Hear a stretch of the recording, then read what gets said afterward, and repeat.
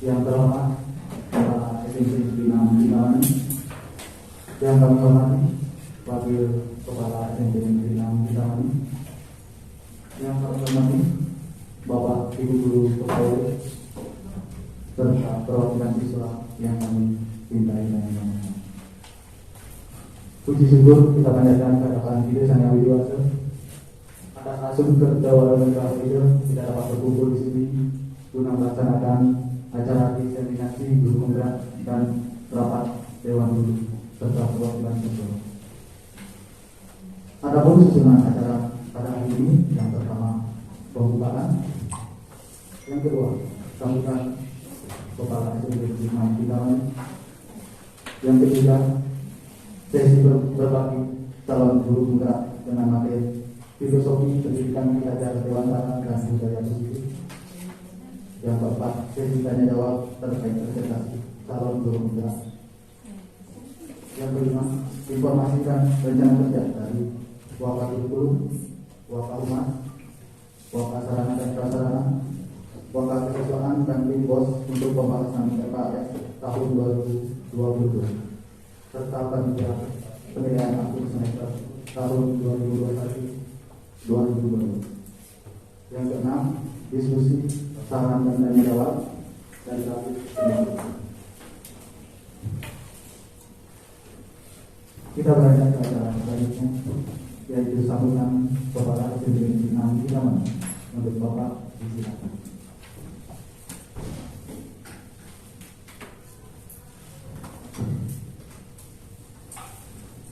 Terima kasih atas kesempatan ini.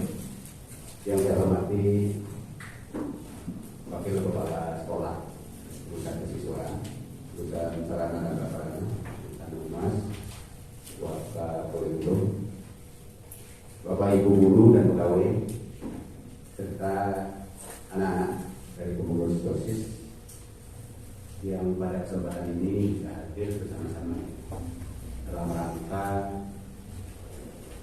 menghadiri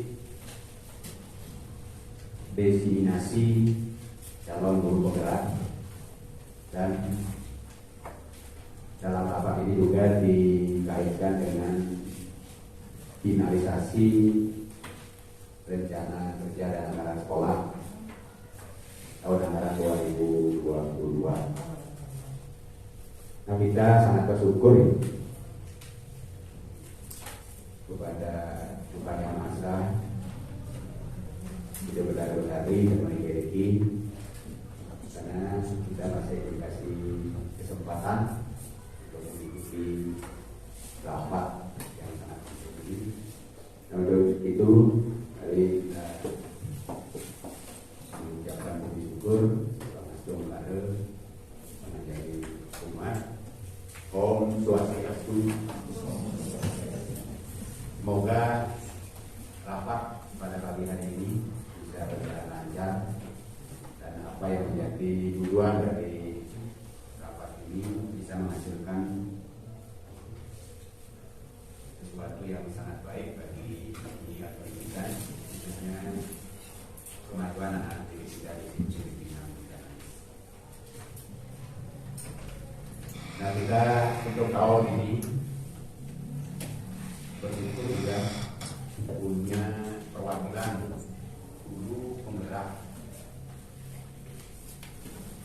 Nah, sebagai bentuk rasa syukur kita kepada kesempatan yang diraih oleh teman-teman kita, nah, kita harus mengikuti dan banyak mencontoh apa yang dicanangkan oleh Kementerian Pendidikan dan Kebudayaan Republik Indonesia. Kita sudah diberi contoh guru penggerak, artinya apa yang baik yang diimaskan kepada kita, kita harus mengikuti. Jangan sampai sudah ada perwakilan, sudah ada guru penggerak di sekolah tersebut, tetapi gurunya tidak ada perubahan. Nah, ini tujuan dari guru penggerak itu harus ada perubahan. Jadi seperti yang kita canangkan dari dulu, untuk SMP 6 kita ini kita harus selalu berusaha agar setiap hari, setiap minggu, bulan, tahun itu ada perubahan. Jangan hanya monoton gitu saja. Zaman sudah berubah tapi gaya kita di sekolah itu masih monoton, masih begitu saja. Nah, kalau kita sebagai guru ya harus punya inovasi, harus punya cara atau metode pembelajaran yang berubah sehingga ada peningkatan dari segi kompetensi maupun dari segi cara mendidik kita kepada siswa. Jadi jangan istilah Balinya ongkung hanya taat dengan prinsip pribadi, tidak mau mencontoh apa yang dicanangkan oleh pembaruan dalam dunia pendidikan. Nah, guru yang prestasi itu adalah guru yang bukan hanya kemampuan di kelasnya yang semakin meningkat, tetapi guru yang mampu mengantarkan anak-anak kita itu berprestasi. Kalau kan ada guru yang di kelas pinter, ada saat kuliah pinter, kemudian di kelas pinter mengajar, tapi siswanya tidak ada yang berprestasi, juga berantak. Guru pinter, kemudian di kelas mengajar, rajin, kemudian siswanya ada yang berprestasi. Meskipun prestasi itu kan relatif, tidak semuanya harus juara nasional atau provinsi atau kabupaten, yang penting ada peningkatan prestasi saja. Dan gimana kita bisa bersaing di tingkat kabupaten? Ya, yang penting ada usaha. Meskipun tidak ada usaha, tetapi karena kemampuan anak-anak misalnya terbatas, seperti peserta KSN tahun ini, kita pertama kali ini pelajaran tidak ada anak-anak kita yang lolos ke KSN, tetapi itu jangan kita jadikan sebagai pemangkas semangat, karena bukan dari tertentu saja, tapi faktor utama juga adalah dari kemampuan siswa. Yang penting juga berusaha. Jangan sampai kita tidak ada usaha. Ya, kalau sudah maksimal seperti apa yang kita amati, usaha teman-teman itu kan sudah maksimal. Ini belum juga berhasil ya. Itu kita tidak menyalahkan teman-teman. Nah, dengan adanya guru penggerak, berarti segala aspek yang berkaitan dengan pembelajaran dan dihubungkan dengan ketentuan-ketentuan dari Kementerian Pendidikan Nasional, yaitu kita harus sesuaikan. Seperti adanya RPP diferensiasi. Jadi pembelajaran diferensiasi itu adalah pembelajaran yang memperhatikan kemampuan dan keinginan siswa, yang memperhatikan perbedaan. Ini guru juga harus mengikuti perkembangan tersebut. Jadi coba dibaca-baca lagi apa sebenarnya pembelajaran diferensiasi itu, RPP-nya bagaimana.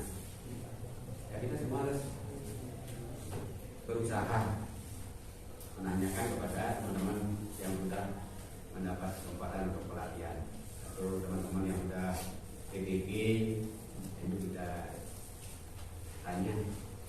Pokoknya kita diskusi kalau di sekolah itu berkaitan dengan peningkatan pembelajaran. Carilah solusi. Waktu saya mengajar ya, mata pelajaran ini, materi ini, kok siswanya ngantuk semua, tidak ada gairah.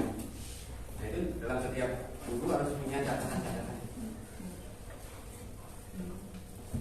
Demikian juga pada saat Bapak Ibu mengajar, siswanya bergembira, kemudian senang dan gembira, senang materinya bisa lancar tersampaikan, itu juga Bapak Ibu evaluasi.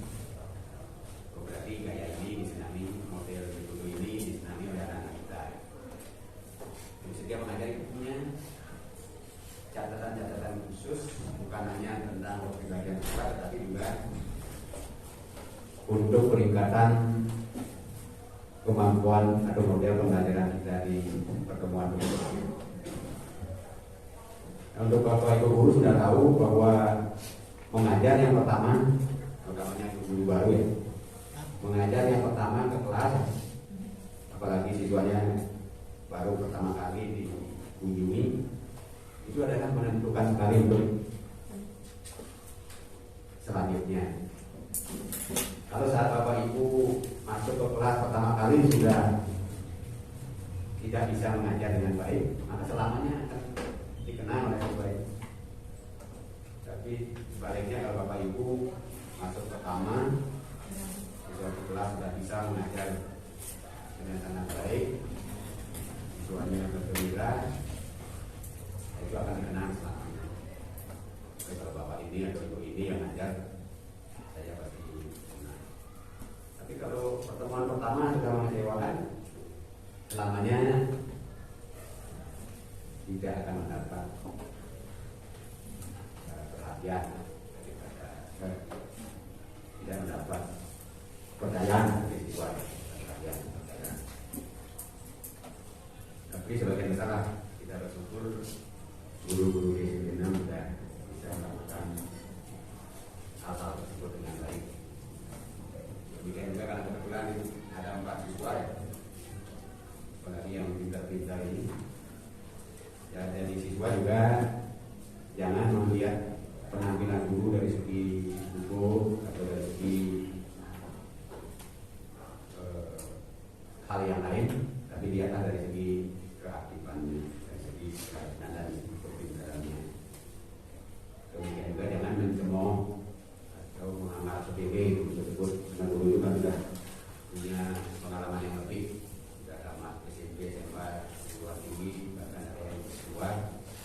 Meskipun ada sub yang mungkin kurang dari itu tersebut, pasti ada hal-hal lain yang mereka miliki tapi belum dikeluarkan, belum disampaikan kepada anak-anak.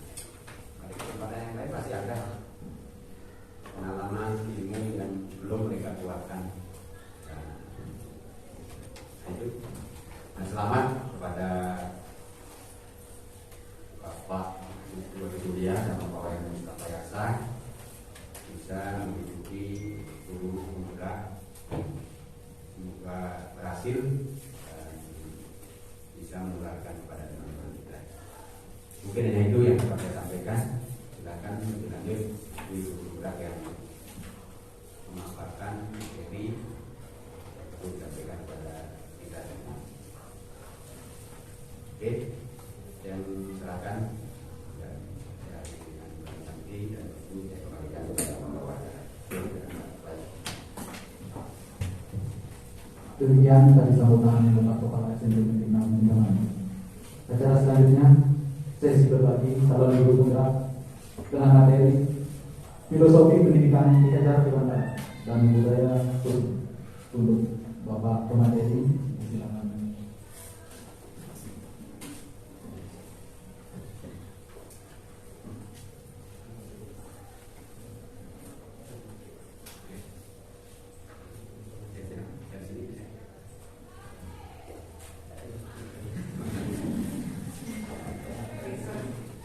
Terima kasih Pak atas waktu dan kesempatannya. Yang terhormat Bapak Kepala Pembinaan ini, Bapak Wakil Kepala Sekolah semuanya, dan Bapak Guru dan pegawai Pembinaan ini yang hormati, dan kebetulan sekarang murid atau siswa kita juga yang Bapak hormati dan cintai dan tentunya Bapak bangsa. Nah, untuk sesi ini destinasi guru penggerak kalau di bidang pendidikan itu rumit karena banyak cabang. Pendidikan masih mengikuti pelatihan guru juga. Nah, untuk penyampaian materi ini mohon maaf sebelumnya yang bukan bersama Pak Ketua Surya, bukan gurui, kemudian apalagi mengajar apa itu semua, tapi di sini kita berbagi dan apa yang Bapak itu dapatkan dalam pelatihan pendidikan calon guru penggerak itu nanti yang sampaikan, kemudian sharing kalau mungkin dari pemahaman Bapak itu semua berbeda, nanti bisa kita berdiskusi. Mungkin dari murid juga boleh ya bisa masukan tanggapan apapun itu yang di sesi tanya jawab. Nah, mungkin lanjut Pak Putu, ya salam bahagia. Dan sebelum yang lanjut kita awali dulu dengan doa bersama dan yang awali dengan panas komentar. Om Swastiastu. Ya, kita sudah. Lanjut Pak Putu. Jadi kita mau waktu juga. Nah, di sini ada kalau dibilang pahlawan di kalau pihak yang merupakan bapak pendidikan Indonesia akhir. Di sana ada semboyannya, ada Sungkuladu, Maju Manguntasu, dan Berburi dan Bayani. Mungkin dari Bapak Ibu dan anak-anak sudah mengerti itu. Kenapa pemikiran Ki Hajar Dewantara disampaikan dalam pendidikan guru penggerak itu yang memang karena sesuai dengan perkembangan zaman dan filosofinya memang cocok untuk pendidikan di Indonesia. Bahkan bisa juga dikatakan bisa mengaruhi negara-negara lain. Ya, lanjut. Nah, ini ada bagaimana kita sebagai guru memandang murid kita. Nah, ini dari murid juga bisa menyesuaikan mana guru yang sudah seperti memandang seperti apa kita. Ya. Untuk yang pertama di sana ada kertas yang ada coraknya. Kemudian yang kedua kertas putih bersih. Dan mungkin kalau tiap lagi dulu di bangku kuliah itu diberikan kertas putih bahwa murid itu kertas putih teori nanti itu tabu bahasa gitu. Dan sekarang ternyata di Ki Hajar Dewantara menganggap murid itu bukan kertas putih, tapi kertas yang sudah ada corak atau garis-garisnya. Sehingga kita sebagai guru juga tidak bebas, artinya sesuai dengan keinginan kita mencoret-coret kertas putih itu tidak, bukan dari kertas putih, tapi menebalkan, mengharuskan, menuntun kodrat atau corak-corak yang sudah ada pada kertas atau ada pada murid. Sehingga secara tidak langsung ya kita harus memahami murid kita. Artinya latar belakang, kemudian kebutuhan belajarnya, kesiapan belajarnya itu harus dipahami dulu. Mungkin nanti lanjut ke pembelajaran berdiferensiasi, kita nanti ada muatannya. Nah, kemudian di sini ada dasar pendidikan KHD itu menuntun. Kalau di puisinya Pak Ketua Surya yang ikut di channelnya, mungkin kita sebagai guru menuntun bukan menuntut. Nah, di sini maksud pendidikan itu adalah menuntun segala kekuatan otak yang ada pada anak-anak, kemudian agar mereka dapat mencapai selamat dan bahagia yang setinggi-tingginya, baik sebagai manusia maupun sebagai anggota masyarakat.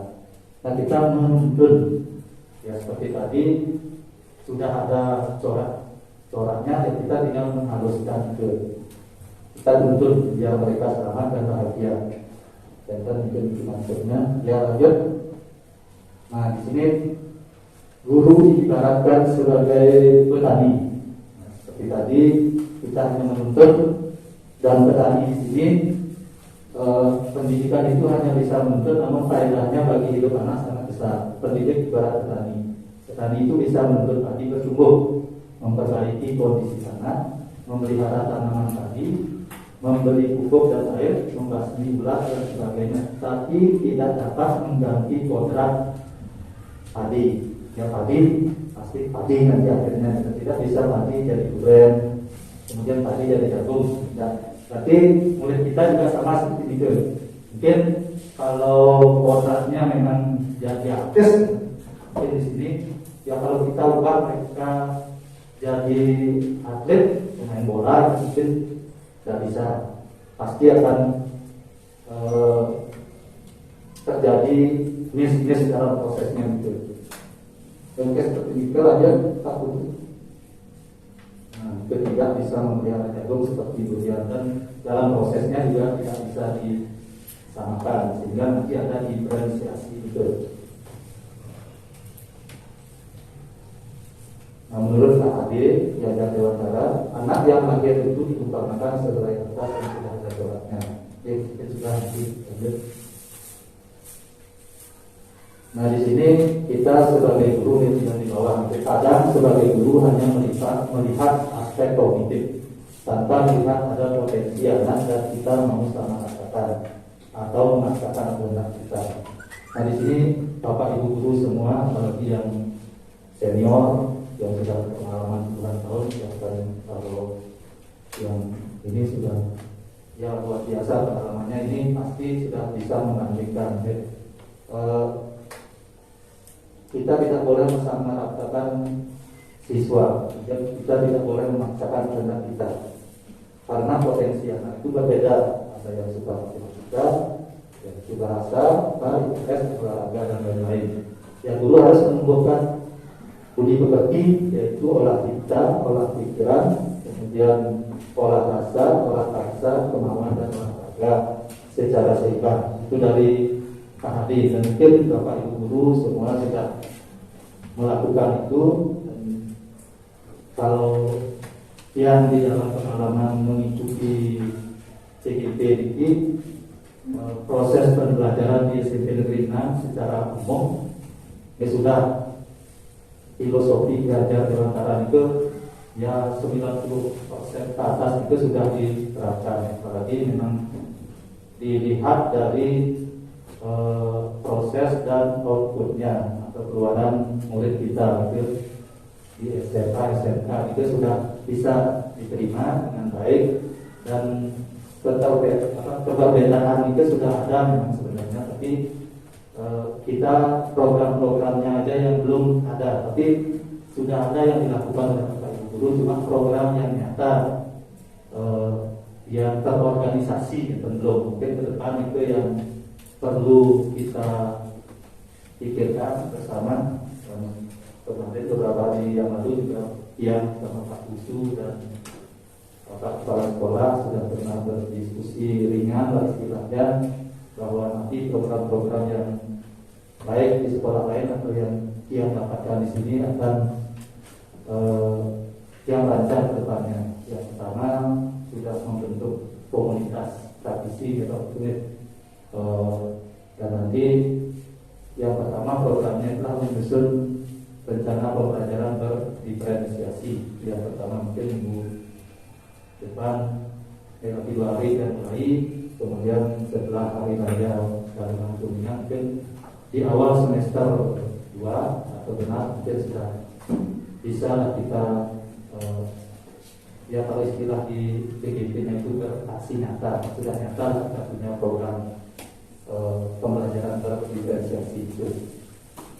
Nanti yang lanjut yang penting didiskusikan nanti, apakah budaya positif di sekolah kita ini sudah berjalan sesuai dengan apa yang ada di teorinya atau belum, atau mungkin Bapak Ibu punya pengalaman berbeda sehingga kita bisa diskusi lah bedanya nanti. Nah, budaya positif. Di sini ya kita mulai dengan yang gimana di sini.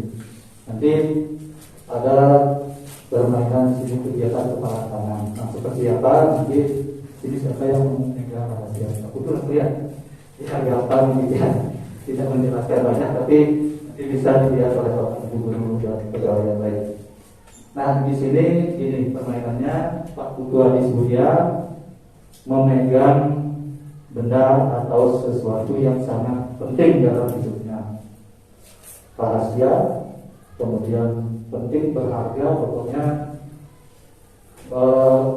menurut dia tidak akan diberikan kepada siapapun, itu prinsipnya dia. Tapi sekarang yang coba dari Bapak Ibu, mungkin dari siswa juga boleh nanti merayu Pak Adi Surya untuk bisa membuka kepalan tangannya pakai teknik Bapak Ibu, dan nanti semua nanti masuk ke sekolah juga boleh ancam juga Pak.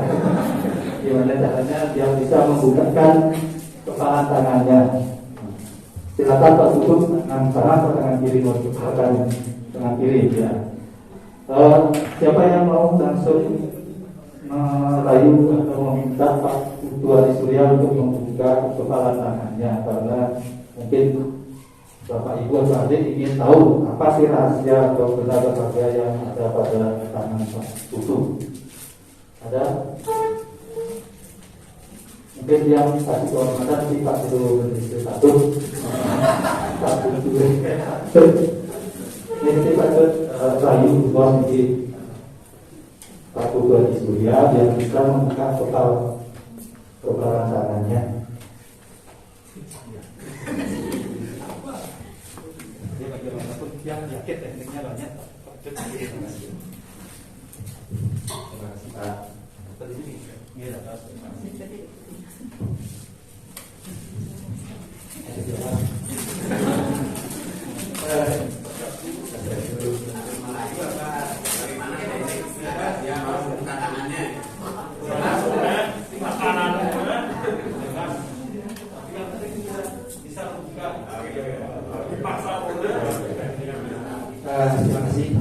Dikasih tanggung dikasih ibarat boleh.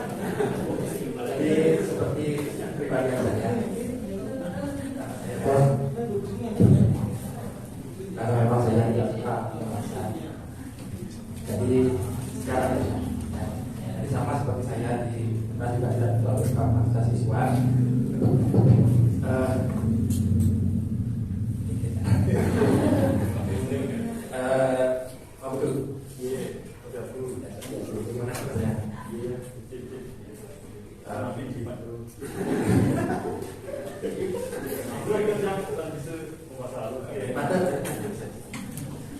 Ini suatu Saya tahu apa yang harus dipegang di tangan kirinya.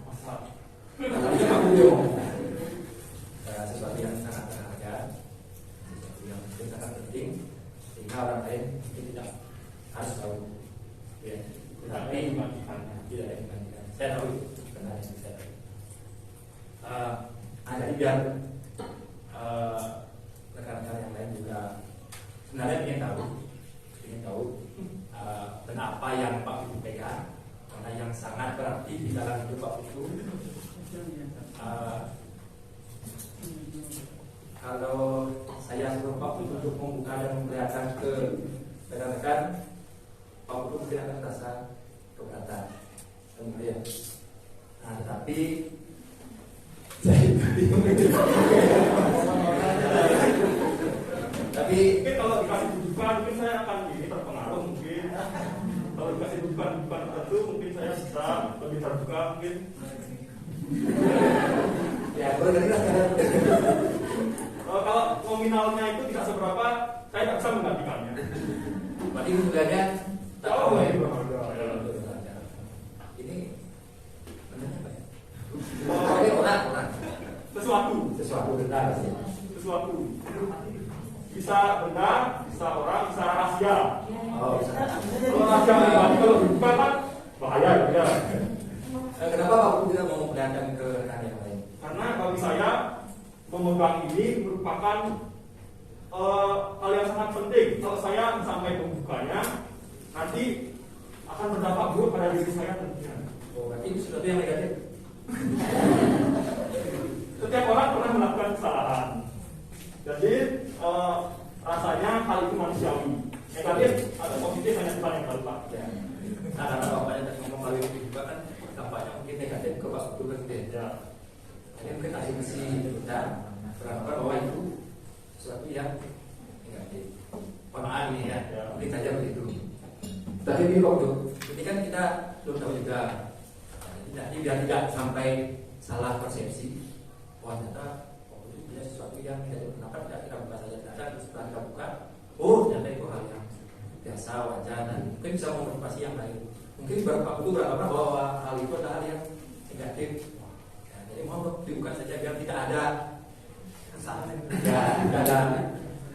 Lobby-lobbynya sangat bagus sekali ya. Saya hampir nih mau membukanya itu. Tapi saya ingat lagi bahwa wah ternyata yang saya miliki ini harus saya simpan sendiri. Apapun itu, mau hujan badai apapun itu harus saya simpan sendiri. Karena merupakan hal yang harus saya simpan dan tidak boleh orang lain tahu. Kalau saya membukanya, nanti saya tidak bisa menggantikannya dengan apapun nanti. Baik, jadi saya paham mungkin waktu mengungkap itu sesuatu yang sangat sakral mungkin sehingga tidak bisa diperlihatkan ke orang banyak. Ampunan juga bukan maksud yang tidak menghargai Pak. Ya, tapi setiap orang yang perlu juga dihargai masalah pribadinya, jadi hal pribadinya, masalah hal pribadinya. kita ini sebentar. Ya, Pak Jero, Pak Jokowi tadi mungkin yang minta ada satu sih karena tadi ya, nanti sebelum siapa yang mau nama jenis senjata Pak Buku ini ibu kesejaya siapa yang guru muda siapa guru muda ayo tadi Bu tadi ini jadi saya selama masa Jepang silakan.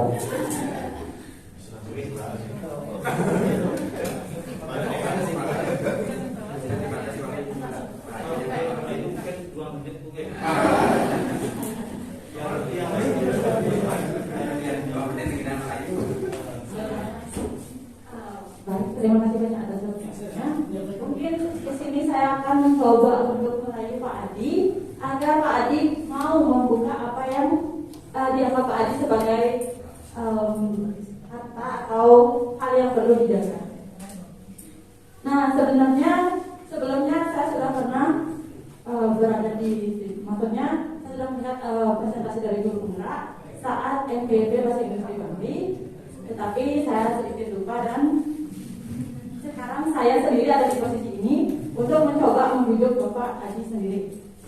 Nah, mungkin tadi Pak Wirhadi tidak berhasil, sekarang giliran saya, tapi saya juga bingung apa yang harus saya lakukan. Ya, mungkin sekedar bujukan saja, seperti bagaimana saya mengajar di kelas untuk membujuk siswa agar mau aktif dalam belajar, seperti itu. Nah, Pak Adi, bagaimana kabarnya hari ini? Baik sekali, luar biasa. Semangat gurunya sekali. Semangat. Saya sangat menghargai apa yang Bapak jaga di genggaman tangan Bapak, tapi would you mind to open it for me? Special for me? Wah, kalau seperti ini, bukannya saya akan dulu. Namun nampaknya situasi yang terlalu ditunggu. Kalau antara kita berdua mungkin saya masih kenapa di kondisi umum seperti ini rasanya terlalu beresiko bagi saya. Ya, bisa diterima penolakannya. Mungkin nanti bisa cari tempat VIP for us ya. Oke. Ya, tapi jika Bapak berkenan untuk membukanya kepada saya janji, I promise, I won't tell to everyone. Baik, terima kasih Bu. Saya hargai maksud Ibu. Jadi hal ini juga akan membuat beban kalau bisa dibuka ya. Tapi harus perlu orang yang tepat untuk membukanya, tidak sembarang orang. Mungkin seperti yang lain juga ya, ada hal yang mesti kita jaga, ada yang dibagikan tidak apa-apa dengan orang lain. itu. Mungkin untuk sementara maaf ya, saya masih belum bisa untuk membaginya sekarang. Mungkin kedepannya mungkin ketika waktunya tepat dan mungkin lebih erat mungkin mungkin saya lebih akrab dengan ibu, mungkin saat itu saya akan membukanya. Terus sekarang mohon maaf ya. Baik. Ya, terima kasih banyak. Mungkin hari ini saya masih gagal. Saya akan coba di lain waktu. Semangat Bu. Terima kasih Bu. Tadi luar biasa. Belum berhasil juga, dan karena waktu juga nanti biar tidak Bapak Ibu lama menunggu. Jadi itu dari ini ilusi guru mengontrol murid, bahwa sebenarnya kita tidak bisa mengontrol murid. Yang seperti tadi Pak Putu memiliki suatu keyakinan bahwa itu tidak bisa dibuka walaupun dengan cara agama juga, apalagi riwayat sudah seperti itu tadi yang tadi tidak bisa, apalagi nanti yang lain. Nah, murid juga seperti itu. Kita tidak bisa mengontrol bahwa anak-anak sekarang harus seperti ini. Mungkin dia mau, tapi hanya ilusi. Nanti sudah berubah lagi. Ya, seperti itu nanti mungkin lebih jelas juga nanti akan disampaikan Pak Ketua Surya. Kemudian ilusi bahwa kritik dan membuat orang merasa bersalah dapat menguatkan karakter. Nah, nanti dari Pak Ketua juga akan menegaskan ilusi bahwa semua penguatan positif efektif dan bermanfaat. Kemudian ilusi bahwa orang dewasa memiliki hak untuk memaksa. Nah, di sini dari teori kontrol, ilusi kontrol ini mungkin akan banyak nanti kalau Bapak Ibu mau bertanya, dan termasuk yang juga secara pribadi memahami ini masih agak bingung untuk diterapkan di sekolah, karena nanti ada posisi kontrol kita. Mungkin nanti dari Pak Surya kita bersama-sama yang cepat dulu. Nah, di sini perubahan paradigma stimulus respon teori kontrol. Stimulus respon kita mencoba mengubah orang agar berpandangan sama dengan kita. Tapi teori kontrol kita berusaha memahami pandangan orang lain tentang dunia. Kemudian yang kedua, perilaku buruk dilihat sebagai suatu kesalahan. Semua perilaku memiliki tujuan. Ya. Nanti gimana caranya, nanti guru BK mungkin sudah paham tentang hal-hal seperti ini.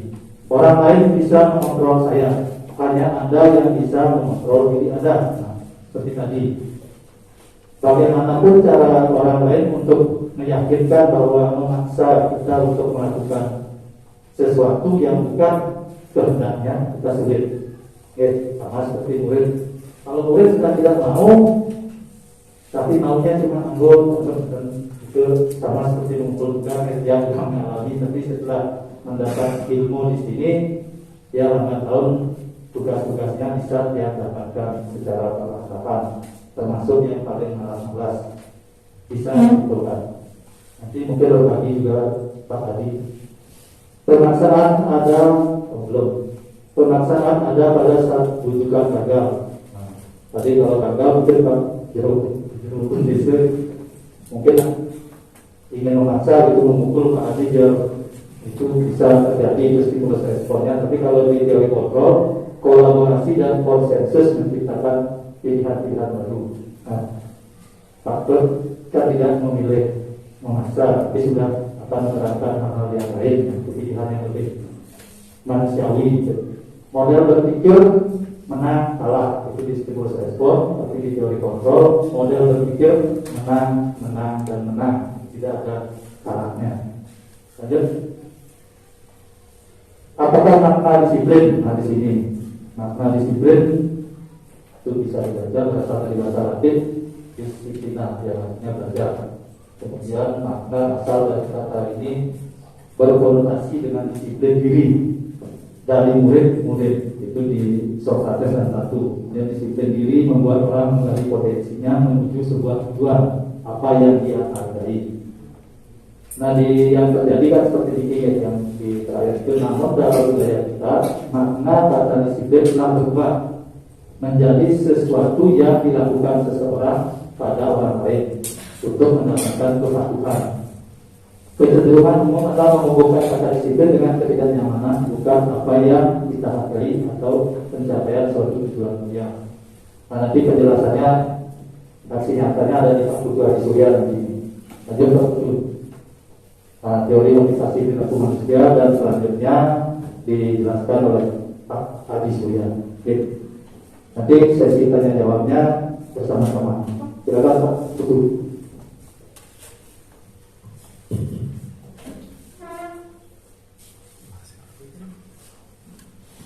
Sebelumnya terima kasih atas kesempatannya yang sangat berharga ini.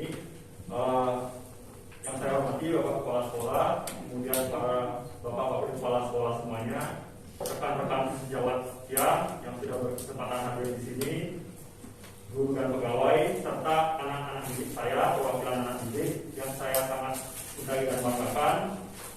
Izinkan saya melanjutkan apa yang disampaikan oleh Pak Wayan Mustafa tentang disiplin dan budaya positif. Nah, Bapak Ibu bisa lihat di slide bahwa Bapak Ibu bisa dilihat di slide sebelumnya bahwa yang dimaksud disiplin bukan, kalau di budaya kita, budaya Asia ya secara umum, disiplin itu kan patuh terhadap instruksi orang lain. Ternyata menurut teori, bukan menurut teori Tuhan Surya ya, menurut teori dari modul, jadi disiplin itu adalah dari diri sendiri, motivasi dari diri sendiri untuk mau menjadi orang yang lebih baik. Itu yang dimaksud oleh dengan disiplin. Nah, sekarang motivasi itu ada 3. Ada motivasi eksternal. Yang pertama yaitu untuk menghindari ketidaknyamanan, bisa menghindari teguran atau hukuman. Yang kedua, motivasi melakukan sesuatu untuk mendapatkan imbalan atau penghargaan. Yang ketiga, motivasi dari dalam diri sendiri, karena kita ingin menghargai diri sendiri, karena kita ingin melakukan apa yang kita percayai. Kira-kira yang manakah motivasi yang paling efektif kira-kira? Ketiga, motivasi dari dalam. Bagaimana, disinilah tantangannya bagi kita semua sebagai seorang guru, bagaimana menumbuhkan motivasi dari dalam agar kita tidak perlu memberikan imbalan apalagi hukuman terhadap murid, agar mereka mau melakukan sesuatu atas dasar motivasinya sendiri. Itulah yang diharapkan. Kemudian selanjutnya Pak Wayan, nah dari sebelumnya ini adalah filosofi dari Ki Hajar, bukan dari saya sendiri. Jadi yang dimaksud merdeka bukan itu merdeka bebas dari aturan-aturan, bukan bebas sama sekali dari aturan, tapi merdeka itu yang dimaksud itu artinya bisa mengikuti aturan tanpa dipaksa.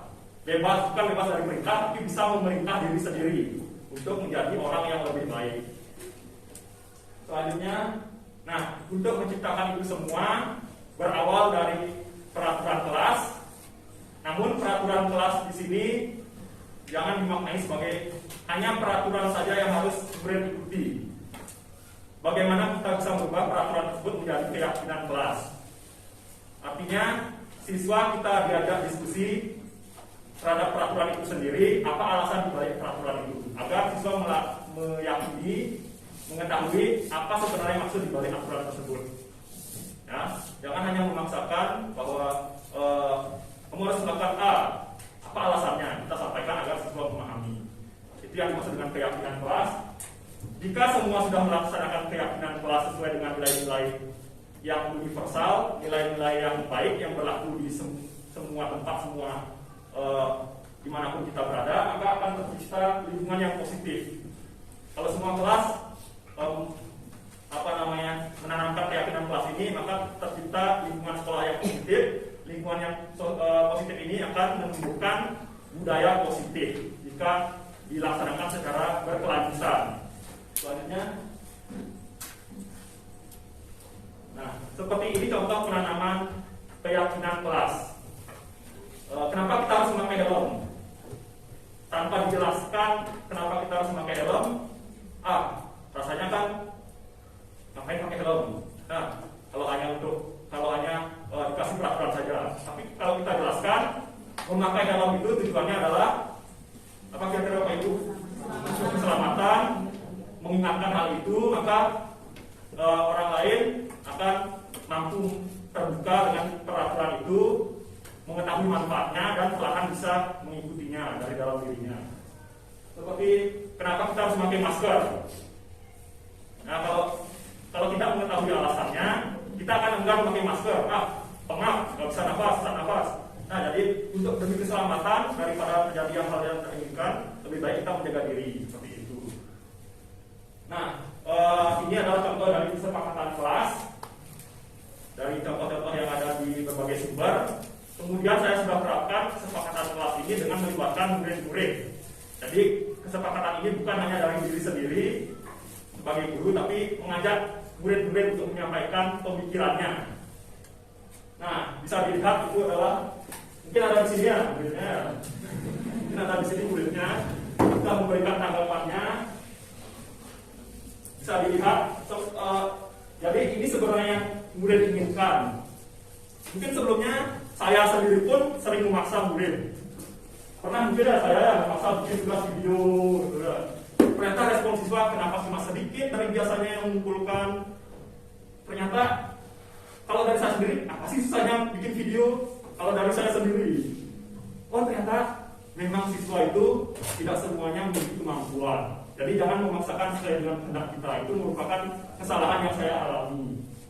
Jadi kita ajak juga siswa untuk menyampaikan pendapatnya agar terjadi dua arah lah, komunikasi dua arah. Artinya kalau sama-sama sepakat, lebih enak menjalani kesepakatan tersebut. Bukan begitu Pak Ibu. Nah, ini contoh-contohnya ya, kurangi tugas. Dan mungkin murid terlalu banyak tugas sehingga wajar merasa tertekan, mungkin merasa stres mungkin. Nah, jadi kita sepakati kalau ada siswanya jangan kasih tugas. Bagaimana kira-kira? Apakah ikuti? Ya. Jadi meskipun kita harus melibatkan pendapat siswa, tapi tidak mesti kita harus mengikuti semua keinginan. Jadi jangan ikuti semua keinginan siswa. Kalau siswanya ingin masuk jurang, apakah kita layani itu? Nah, tentu tidak kita layani. Jadi kita sebagai guru juga harus bijaksana mana keinginan siswa yang masih rasional yang bisa kita masukkan ke kesepakatan kelas. Nah, bagaimana kalau siswa melanggar kesepakatan kelas itu? Kalau siswa dari pengalaman dia, kalau siswa sudah diajak membuat kesepakatan kelas terlebih dahulu, karena dia sudah merasa menyampaikan pendapatnya, siswa akan lebih terbuka. Ini pengalaman nyata. Tumben saya didekati oleh siswa pada suatu jam pelajaran. Siswa itu tiba-tiba datang menghampiri saya, Pak, saya mohon maaf kenapa Gus? Sesuai kesepakatan kelas kan tugasnya 1 minggu, maksimal 1 minggu.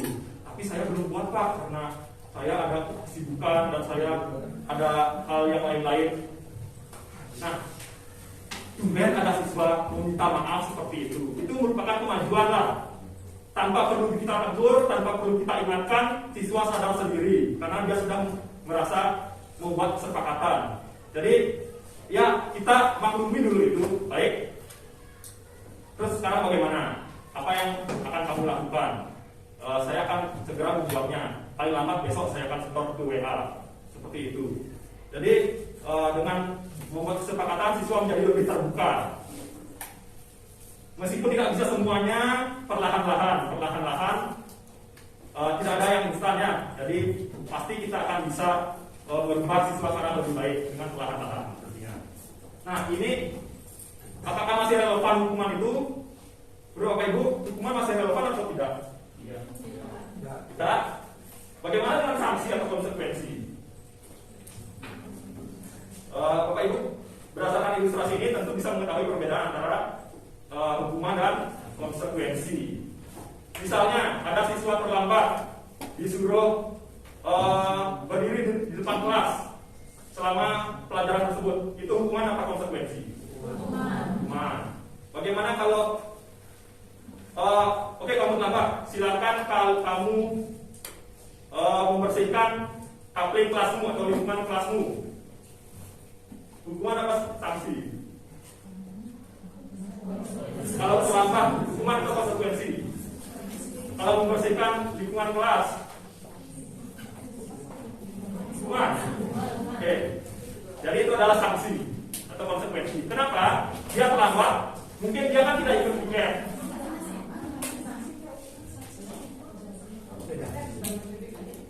Kan sudah menunggu. Ya, betul. Ya. Kalau hukuman itu tidak nyambung dengan kesalahannya. Ya, kalau hukuman itu hanya merupakan siksaan atau paksaan, tidak nyambung, tidak ada hubungannya dengan kesalahannya. Nah, murid terlambat tapi dia dihukum berdiri di luar kelas, tidak ada sangkut pautnya. Kalau murid terlambat disuruh membersihkan lingkungan kelasnya, mungkin ada hubungannya yaitu mungkin karena dia terlambat kan tidak ikut piket, sedangkan sudah menyepakati bahwa menjaga kebersihan, bergotong royong seperti itu, dia tidak ikut piket, untuk menggantikannya maka dia harus membersihkan kelas atau lingkungannya seperti itu. Mungkin sama juga dengan seperti ini, murid tidak mengerjakan PR atau tugas, dihukum, diberi keliling lapangan 5 kali. Hukuman apa konsekuensi? Hukuman. Pada satu pelajaran olahraga, siswa datang terlambat, disuruh lari keliling lapangan 5 kali. Kenapa konsekuensi? Tidak ikut pemanasan, ya. Jadi itu perbedaan hukuman dan konsekuensi.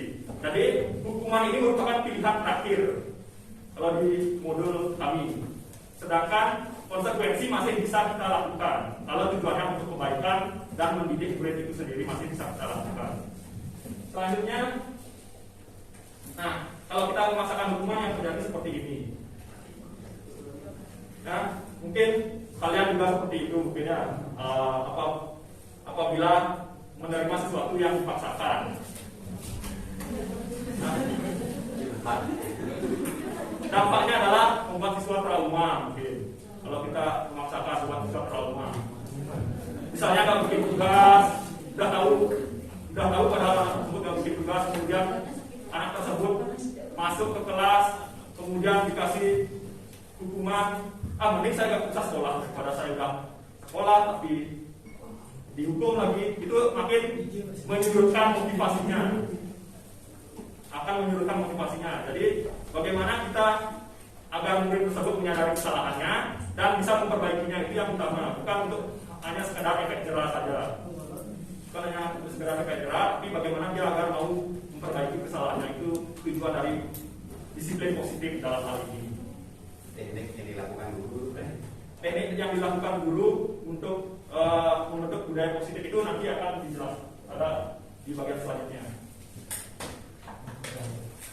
Ini adalah perbedaan hukuman dan sanksi. Yang pertama, harus sesuatu yang menyakitkan terjadi, sanksi itu sesuatu harus terjadi. Nah, hukuman buat anak sakit, sanksi membuat anak merasa tidak nyaman tapi sebentar, jangka waktu pendek. Kalau hukuman bisa membuat trauma, ya, jadi sebisa mungkin kita menghindari hukuman. Kalau hukuman membuat anak membenci kedisiplinan, kalau sanksi menghargai kedisiplinan, jadi dampaknya lebih bagus konsekuensi. Nah, seperti itu bisa Bapak Ibu baca di slide, lebih lengkapnya mungkin nanti kita bisa share. Selanjutnya, penghargaan pun kita harus hati-hati. Untuk memberikan penghargaan pun kita harus hati-hati, tidak boleh kita memberikan penghargaan yang malah bisa mengecilkan hati murid. Jadi penghargaan itu bisa menghukum ketika apa kira-kira? Ketika yang lain tidak mendapatkan penghargaan, ya hanya satu, misalnya kita hanya memuji satu orang untuk urusan karena sikapnya baik sesuai harapan kita, kemudian malah merendahkan yang lain, itu yang penghargaan yang menghukum maksudnya. Jadi malah orang lain merasa tidak dihargai. Kemudian selanjutnya, nah ketika menghadapi pelanggaran atau ketidaksesuaian dengan kesepakatan kelas, kita sebenarnya pernah melakukan, saya sendiri pribadi pernah melakukan kelima posisi ini. Ini dinamakan posisi kontrol. Ketika menghadapi siswa dengan masalah, saya pernah menjadi penghukum, seperti tadi memberikan hukuman bisa membuat orang merasa bersalah. Buat orang bersalah itu tidak memberikan hukuman fisik tapi menyakiti hati mungkin ya. Kemudian teman, sebagai teman juga pernah, tapi juga kurang efektif karena kalau sebagai teman kita terlalu halus, kemudian akan melunjak. Kemudian yang paling disarankan menurut konsep budaya positif yaitu sebagai pemantau dan manajer. Bagaimana itu sebagai pemantau dan manajer? Bisa di slide selanjutnya. Nah, misalnya ini kegiatan ada suara. Dari sebuah kalimat kita bisa membuat variasi berdasarkan posisi apa yang kita mau. Apakah sebagai penghukum, apakah sebagai pembuat rasa bersalah, sebagai teman, sebagai pemantau dan lain-lain. Bisa lihat di slide selanjutnya. Ini mungkin ketika siswa tidak mengerjakan tugas. Kalau sebagai penghukum gimana? Gimana kira-kira Bapak Ibu memberikan kalimat ini? Intonasinya, ada yang mau memberikan contohnya mungkin? Kapan kamu mau menyelesaikannya? Seperti itu mungkin kalau penghukum. Kalau sebagai pembuat orang bersalah, mungkin seperti ini. Kapan kamu mau menyelesaikannya? Kapan? Kenapa? Ya, di WA kan tidak bisa. Kalau sebagai teman, kapan dan menyelesaikannya? Kalau udah sabar, ini kan kapan mau menyelesaikannya? Masa tidak mau menyelesaikannya? Itu kalau sebagai teman. Kalau sebagai pemantau atau manajer, kapan mau menyelesaikannya? Ya. Jadi yang mana kira-kira yang berdampak psikologis lebih bagus kira-kira?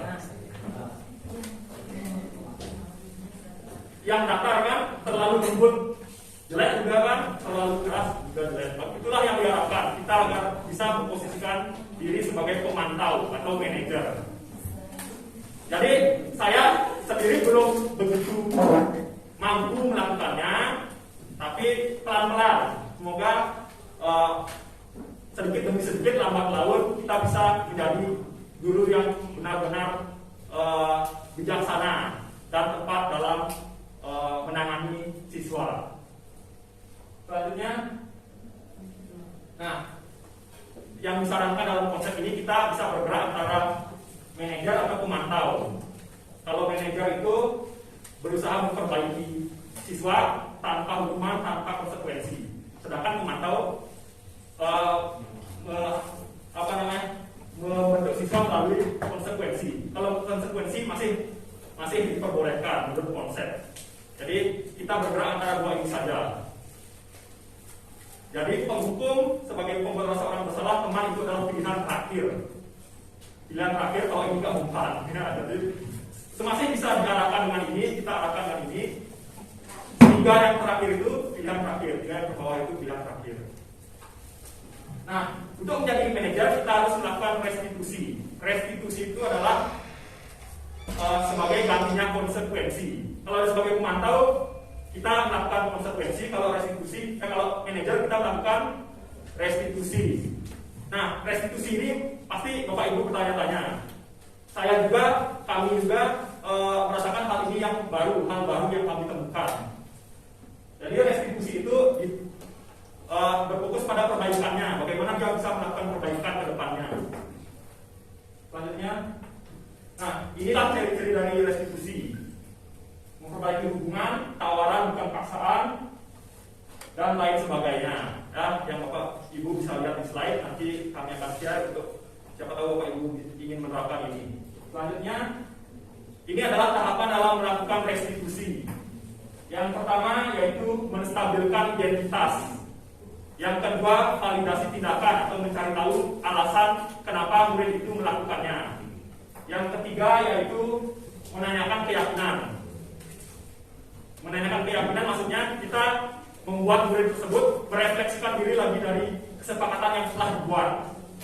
Selanjutnya, dalam tahap menstabilkan identitas, misalnya siswa itu tidak buat tugas, kemudian kita panggil, dia sudah tahu dirinya salah sebenarnya.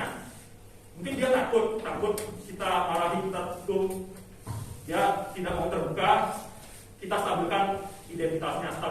solusinya agar dia mau terbuka. Nah, tidak apa-apa, tiap orang pernah melakukan kesalahan.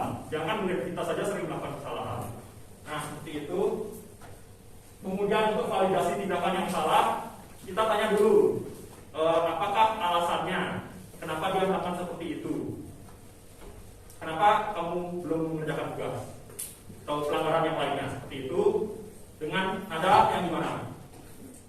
Nah, kemudian kita harus mengerti bahwa murid ketika melakukan sesuatu itu karena kebutuhan dasarnya, untuk memenuhi kebutuhan dasarnya. Misalnya dia butuh perhatian, dalam hal ini butuh kita kasih ya perhatian. Jadi kita harus bagaimana kita bisa memenuhi kebutuhan akan kasih sayang itu, perhatiannya itu dengan cara yang positif agar tidak melakukan hal yang negatif.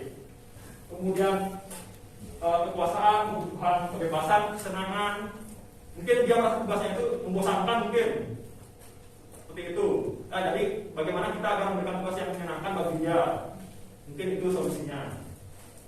Nah, selanjutnya ketika sudah menanyakan alasan, kita melakukan fase menanyakan keyakinan. Menanyakan keyakinan ini menghubungkan dengan kesepakatan kelas yang tadi sudah dibuat.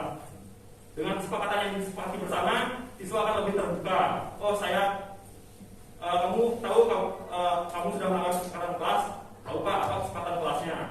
Jadi dia akan lebih terbuka untuk menyadari kesalahannya.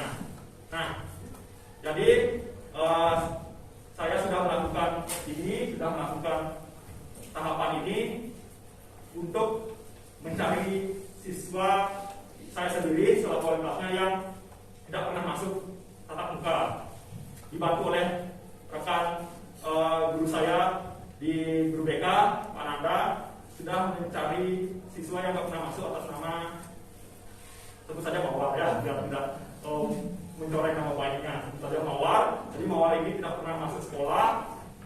Kemudian setelah kita dekati, kemudian saya mengajak guru lain juga agar Bapak Ibu siswa ini sudah mau masuk, mohon jangan dulu ditekan tugas-tugasnya.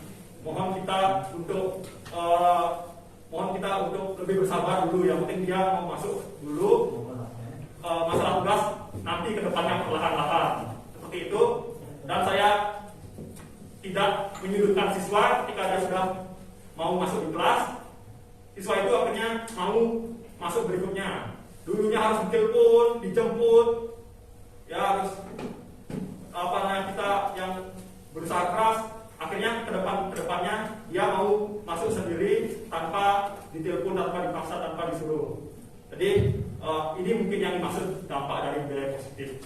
Jadi saya dan Pak Wayan Mustafa juga masih awal ini, masih belum terlalu belum terlalu spesifik untuk apa yang sudah dilakukan, belum terlalu menerapkan ini sepenuhnya. Namun kita sudah mulai perlahan-lahan. Semoga apa yang kita mulai perlahan-lahan ini bisa berdampak positif kepada siswa dalam menumbuhkan siswa dalam menumbuhkan siswa memiliki motivasi internal tanpa dipaksa, tanpa ditekan seperti itu. Apabila terjadi perbedaan sudut pandang dari kita semua, itu merupakan hal yang manusiawi. Kami dari CGP tidak masalah, karena siapa tahu sudut pandang Bapak dan Ibu semua bisa memberikan masukan yang membangun untuk kami selaku calon guru penggerak ke depannya. Dan di sini saya minta maaf kalau misalnya ada kata-kata yang kurang berkenan dalam penyampaian sesi ini.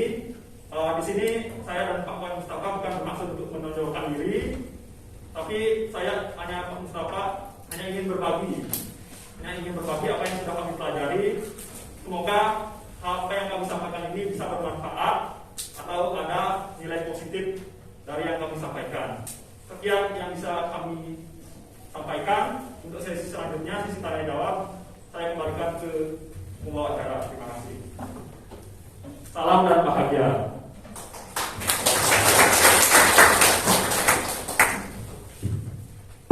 Sekali lagi beri tepuk tangan untuk Bapak Mustafa Yaka dan Bapak.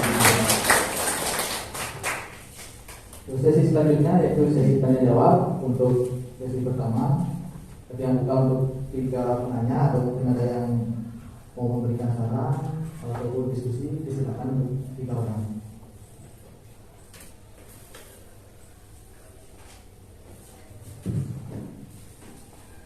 Ya, luar biasa untuk Pak Surya dan Pak Mustafa Yasa yang bertanya sekali lagi. Nah, kegiatan seperti ini sebenarnya kita rancang dari dulu ya. Kalau ada guru selesai pelatihan, workshop atau rapat, itu kita kasih kesempatan untuk menyampaikan kalau ada temuan-temuan baru yang mereka lain di pertemuan di luar sekolah kita. Jadi tujuannya untuk mengimbaskan ada hal-hal yang baik ya kita semua tahu. Nah, seperti ini kan, guru penggerak ini kita akan jadwalkan setiap rapat. Ya bukan hanya guru penggerak, termasuk bapak ibu yang lain yang punya kemampuan lebih atau punya ilmu baru, jangan segan-segan untuk mengimbaskan kepada kita semua. Ini mohon dibantu diingatkan di setiap kesempatan supaya hal-hal seperti ini bisa dilaksanakan untuk selanjutnya. Ada poin-poin baik yang sudah menjadi kebiasaan di SMP Bina Mandi, seperti setiap awal pembelajaran setiap hari kita laksanakan yang dibacakan ini PPK. Kita laksanakan PPK dengan menggunakan bahasa yang bergantian setiap harinya. Setiap hari, besoknya pakai bahasa Indonesia, besoknya bahasa Inggris. Jadi tujuan utamanya adalah untuk membiasakan yang pertama sederhana juga, agar anak mau bicara. Setelah sekian tahun kita laksanakan, kita sangat bersyukur. Wah, kita ternyata punya kemampuan bicara, kemampuan tampil di depan jauh dibandingkan dengan tahun-tahun sebelumnya. Ya biasa menggunakan bahasa Inggris, ya biasa bahasa Indonesia apalagi. Ini poin-poin baik ini kita kemana kita gali untuk peningkatan prestasi anak di masa depan. Kemudian ada menurut pembelajaran Ki Hajar Dewan Sarai, Ingat Susu Dodo, Ingat Jomangun Karso, Duria Sayani. Nah, inti dari pendidikannya sudah disampaikan oleh Pak Surya sama Pak Mustafa Yasa tadi, bahwa dalam rangka pembinaan pendidikan itu kita dulu kan sudah biasa menggunakan pola-pola pendidikan dengan berbagai cara. Ada yang mungkin karena ketidaktahuan kita, jika kita terlanjur menggunakan cara hukuman. Nah, itu sebenarnya dalam pendidikan itu adalah yang pernah bahkan sering saya sampaikan, dalam mendidik itu perlu gaya yang seperti rasa permainan anu-anu. Jadi ramai. Kalau kita dalam mendidik itu tidak bisa menggunakan satu teori saja. Lembut, karena kita berhadapan dengan karakter siswa yang bervariasi. Ada yang siswa bisa diatasi dengan kata-kata lembut, ada memang siswa yang bisa diatasi dengan agak keras, bahkan ada juga yang harus dengan keras, tapi keras dalam artian kata-kata. Nah, sebenarnya adanya CGP ini kita sudah introspeksi diri. Mana hal-hal yang dianggap hukuman yang kita kurangi. Sepanjang hukuman atau konsekuensi itu kan lebih menekankan kepada pendidikan. Nobel WC itu bukan berarti semata-mata hukuman, tapi dia sebenarnya adalah pendidikan. Bagaimana kita menerapkan pendidikan kesehatan. Bahwa kebersihan WC, kesehatan itu adalah tanggung jawab kita bersama. Yang penting kita dalam memberikan siswa itu hukuman tidak dengan cara bersuara keras, dan berikan mereka kesadaran, dekati mereka. Ya, kalau kamu sudah berbuat seperti ini, karena di data terjadi itu ada hukuman PBC dari anak-anak, bisa PBC, bisa. Bahkan anak-anak di sini kan hebat yang siapa?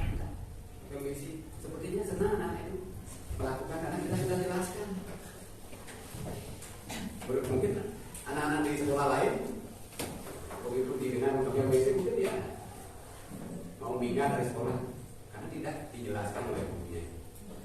Kalau kita sudah jelaskan, kita tanya mau apa tidak, dekati mereka, tampingi saat pakai WC.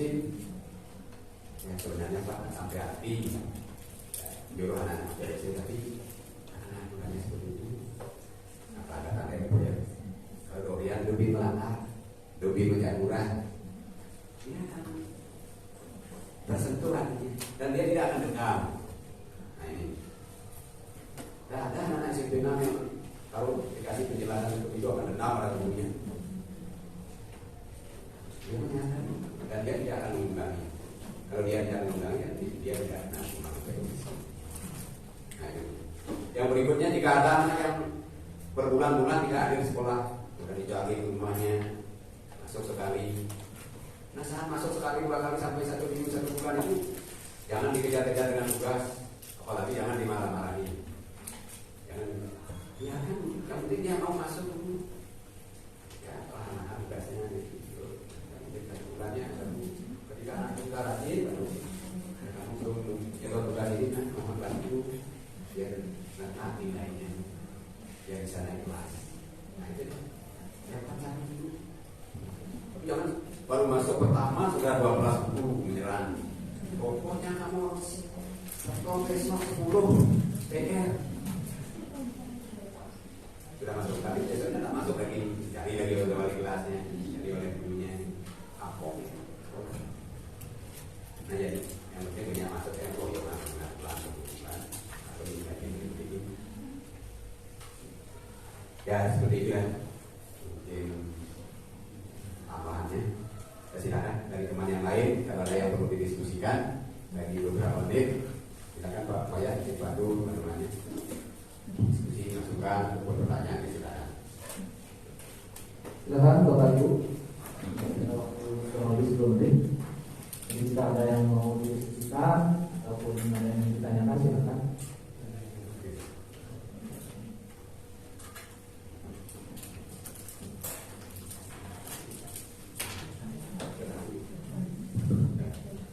Terima kasih. Saya tertarik dari bahwa yang seperti ya, di tayangan tadi atau tahun-tahun sebelumnya itu saya masih ingat dengan teorinya tabula rasa ya. Siswa dianggap kita seperti itu. Nah, untuk berkembang sampai sekarang sudah berubah. Tentunya sistemnya acara masyarakat itu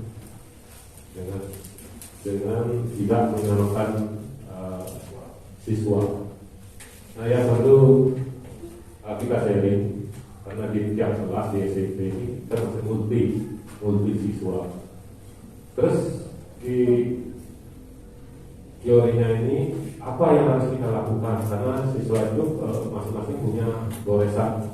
Ada goresan matematika, IPA dan sebagainya. Nah untuk di luar goresan itu apa yang harus kita lakukan sebagai guru di depan kelas? Sebagai itu saja dulu. Terima kasih. Lagi guys sekalian nanti jawab.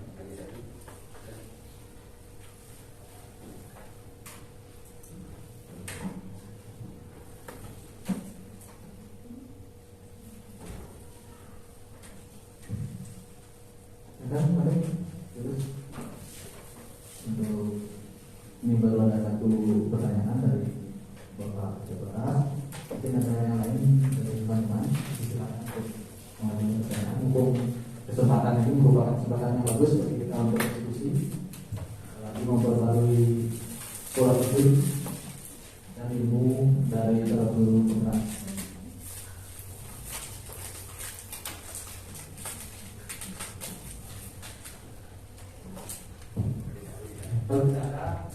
Mungkin satu pertanyaan dulu dari Pak Ketua yang ditanyakan apa yang mesti dilakukan sebagai guru di depan kelas untuk menghadapi karakter siswa yang berbeda ini seperti yang saya tadi di tempat yang sudah persoalan itu bisa ditangani dari Pak Musa Faisal atau Pak Oke, terima kasih.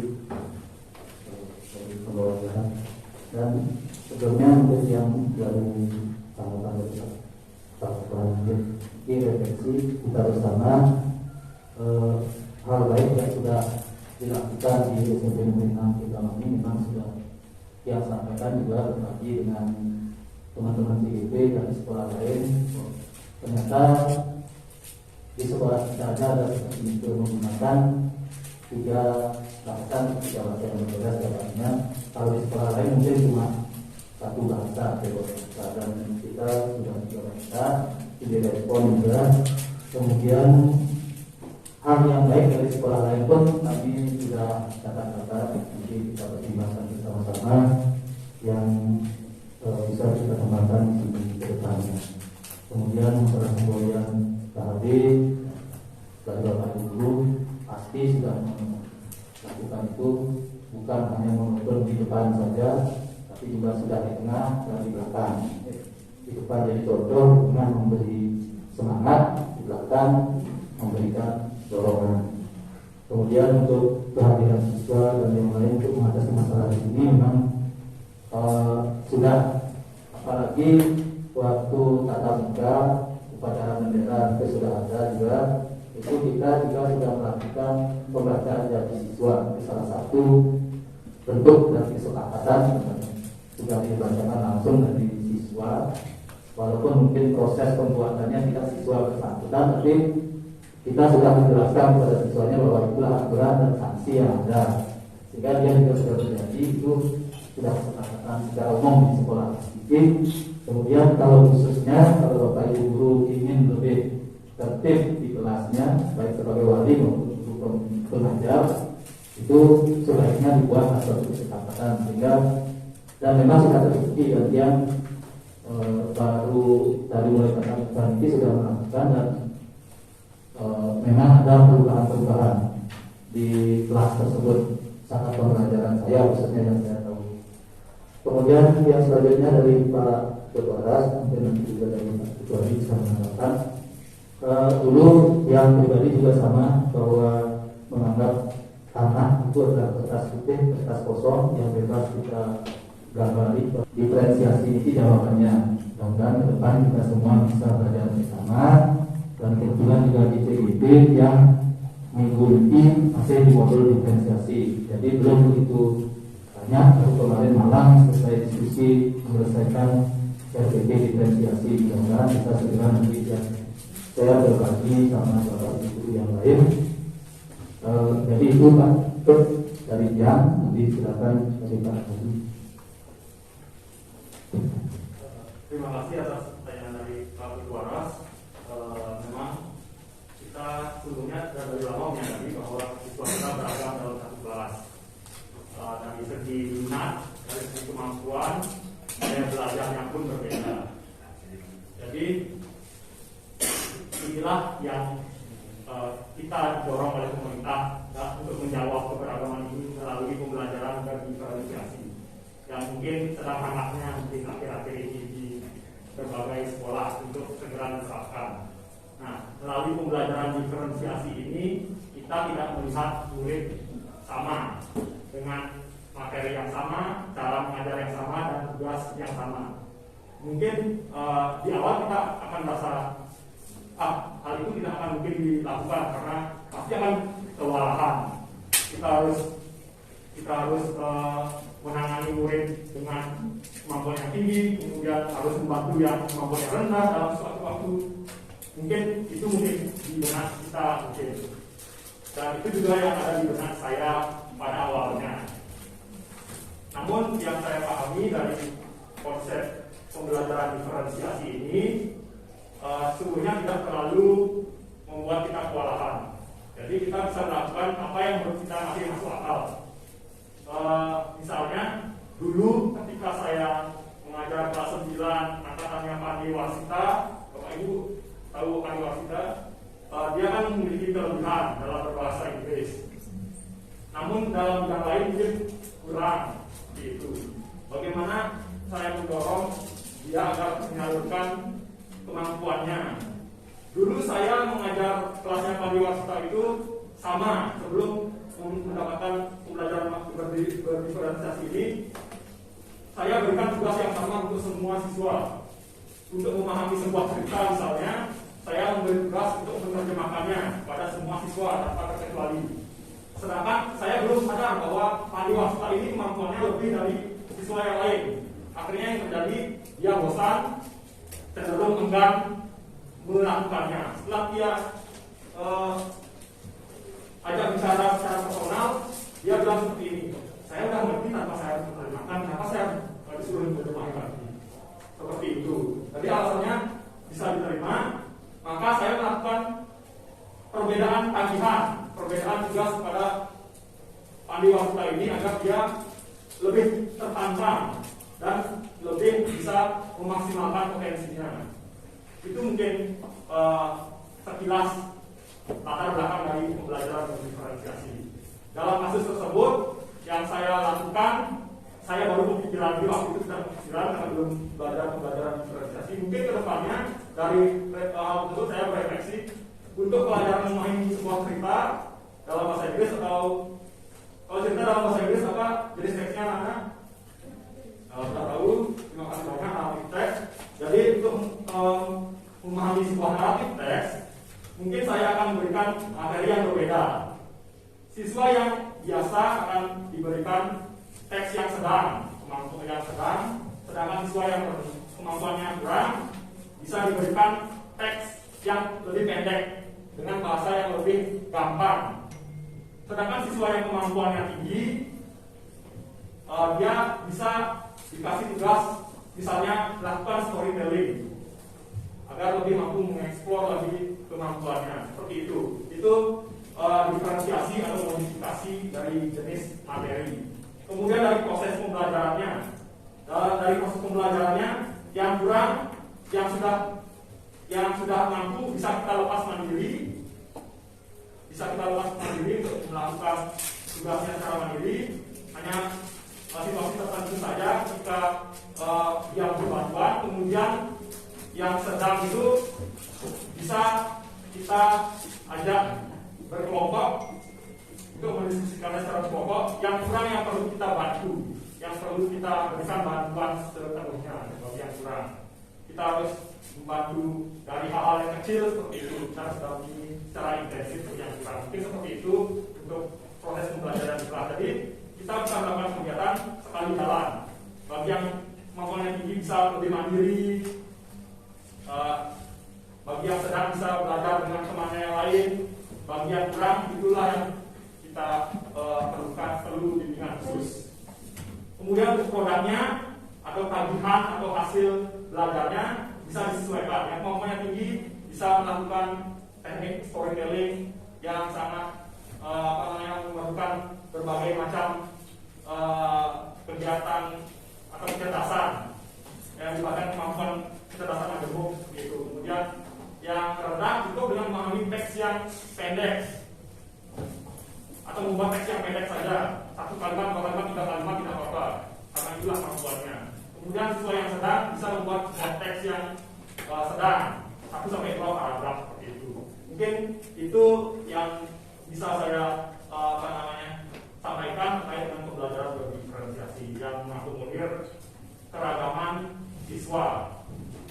Kalau ada hal yang kurang berkenan atau masih perlu perbaikan, saya siap dengan saran dan kritiknya. Dan mohon permakluman kalau masih ada hal yang tidak sesuai dengan harapan Pak Ibu. Terima kasih. Baik, demikian tanggapan dari Bapak Leni mengenai pertanyaan dari Pak Ketua. Ada yang lain?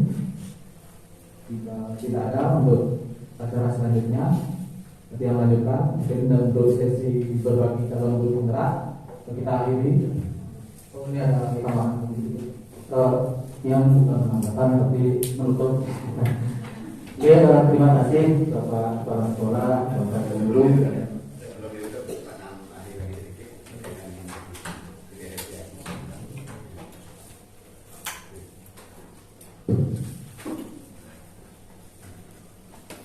Ya, model pembelajaran diferensiasi mungkin penyempurnaan dari PDFA, cara belajar siswa aktif, penyempurnaan. Nah, kita kan sering mendengar ada dari teman-teman kita sebelum masuk TK itu anaknya sudah lancar membaca, menulis. TK atau masuk SD, dia tidak memperhatikan gurunya. Dia lain-lain. Wah, di sekolah, kenapa kamu lain-lain? Yang pelajarannya mau gitu-gitu oke, guru nih. Karena dia sudah biasa, dan dia sudah tahu. Kalau lagi diberikan pelajaran seperti itu, kan bosan ya. Nah di sini peran diferensiasi itu. Artinya memperlakukan anak itu berbeda-beda sesuai dengan kelompok kemampuannya. Di tahun 90-an mungkin waktu Bu Jayanti di SMP, dia merasakan bagaimana guru-guru SMP 1 Bangli sudah melakukan sebenarnya diferensiasi ini. Utamanya Pak Guru Matematika itu, saya masih ingat Pak Nyoman Bugar yang ini.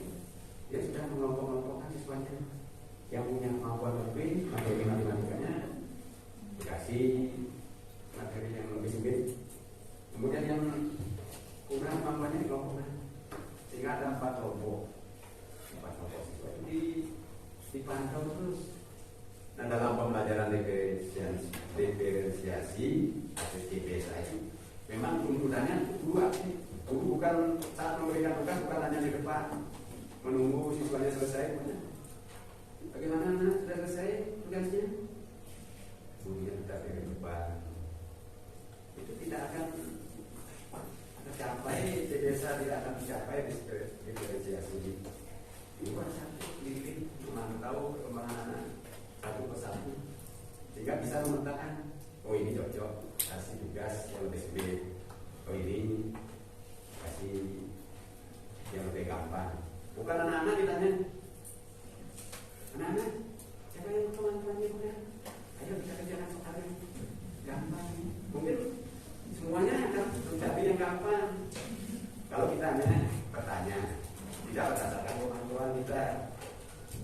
Nah itu di sana penekanan diferensiasi dengan DPSA itu. Dan ayo kita lakukan betul-betul pembelajaran ini supaya aktif, kreatif dan menyenangkan. Nah itu namanya. Silakan Pak Wayan mungkin bisa mengenai. Oke, terima kasih. Ya seperti yang saya sampaikan tadi, sekali lagi terima kasih kepada Bapak Sekolah yang memberikan notifikasi kami di DPD untuk berbagi. Nah, kurang lebihnya yang mohon maaf. Kemudian kalau memang ada hal-hal yang belum bisa diterima, nanti kita sama-sama di sini masih mungkin di hari-hari berikutnya di ruang guru ataupun di mana yang siap. Dan dia bukan kami bukan satu-satunya sumber, ya. Jadi masih banyak literasi yang lain tentang pembelajaran yang bisa diterapkan. Kemudian yang kedua, jadi khususnya bagi bapak ibu guru semua, bagi yang senior, yang muda tadi, lebih aktif di membuka SPKD. Dan di sana ada guru belajar dan guru berbagi. Itu bisa dipakai kesempatan untuk mengembangkan diri. Dan yang belum sertifikasi apalagi itu tadi karena siapa tahu tiba-tiba kita ada panggilan. Karena banyak di kasus kemudian di PJOK 2 orang sampai lambat ternyata tidak bisa menjadi peserta ya, karena waktunya sudah lewat. Mudah-mudahan teman-teman di sini tidak ada yang seperti itu. Dan motivasinya sama Pak Ketua sama, kita hanya ingin mengembangkan kompetensi diri dan memperbaiki pembelajaran yang kita lakukan, dan yang kalau bisa diterima atau diikuti silakan, kalau tidak ya pokoknya sesuai dengan diri masing-masing. Kita tidak memaksakan untuk mengikuti gayanya, jadi untuk membuat gayanya dia, tapi yang penting proses dari pembelajaran itu sudah memenuhi kebutuhan siswa yang berbeda. Dan untuk hari ini yang mengucapkan sekali lagi terima kasih. Silakan Pak Wayan. Baik, demikian sesi berbagi dan sesi tanya jawab dari calon pemuda. Sebelum dilanjutkan, beri tepuk tangan sekali lagi untuk kita lanjutkan ke acara selanjutnya, yaitu informasi dan rencana kerja dari